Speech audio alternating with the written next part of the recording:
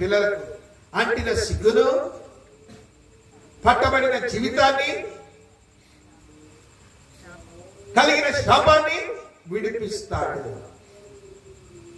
రక్షణ లేకుండా నువ్వంటే ఎంతకాలం సిగ్గుపడుతూ ఉంటావు, ఎంతకాలం సిగ్గుతో అవమానముతో ఉంటావు.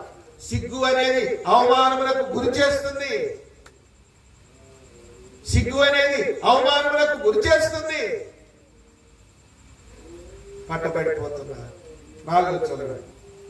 4 దానియేలు 5వ అధ్యాయం 33వ వచనం.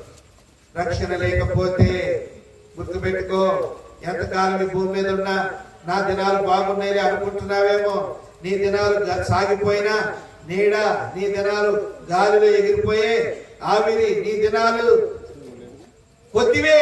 గుర్తుపెట్టుకో. చదవండి దేవుని యొక్క వాక్యంలో దానియేలు గ్రంథం 5వ అధ్యాయం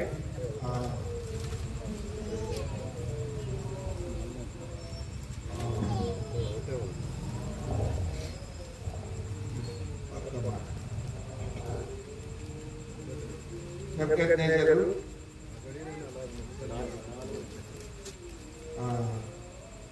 గడ్డి తింటాడు 23